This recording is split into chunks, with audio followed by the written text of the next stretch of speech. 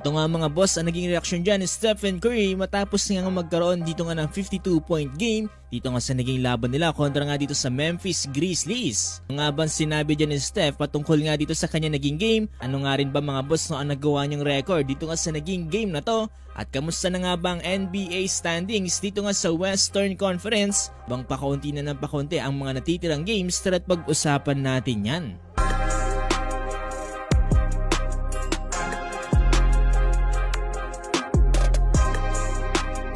Ito na nga mga boss no, sa naging laban ng Golden State Warriors kontra nga dito sa Memphis Grizzlies. Ito, tinalo ng Warriors etong Memphis sa final score ng 134-125.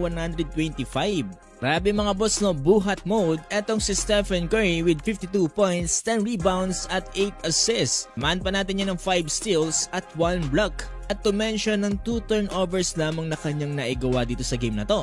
Ang side with Steph ay nakapagtala rin naman dito si Jimmy Butler ng 27 points na sinusundan dyan ni Draymond Green with 13 points. Para naman sa Memphis Grizzlies, eto 36 points for Ja Morant at 22 points naman para kay Jaren Jackson Jr.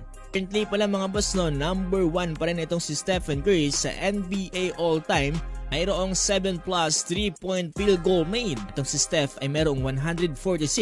Tapos yung pumapangalawa sa kanya dito si Klay Thompson with 52, Damian Lillard 50, James Harden 46 at Buddy Hield 33. Imagine mga boss no, kung hindi lumipat si Klay Thompson, tatlo sa Golden State Warriors players ang merong hawak na record na yan. Tapos eto mga boss no, ayon sa naging press conference kay Stephen Curry, sinabi sa kanya dito ng reporter na itong December nga daw ay hindi nga daw siya nagkaroon ng magandang field goal dito nga sa naging court ng Memphis Grizzlies. Tapos ngayong araw nakapagtala siya ng 52 points. Sabi ni Stephen Curry, actually hindi niya nga din daw talaga inaasahan na ganito nga daw yung mangyayari sa kanya. Actually hindi niya nga daw naaalala yan, kaya naman ang ginagawa niya ay keep shooting na nga lang daw dito nga sa naging laban na to. So this time nga daw it's a different team at different stakes on the line, kaya naman daw kinakailangan nila talagang pagbutihan ng laban na to.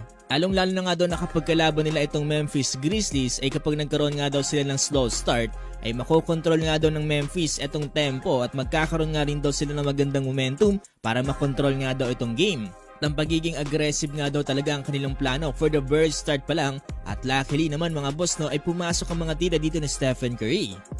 Yes. That's why you keep shooting.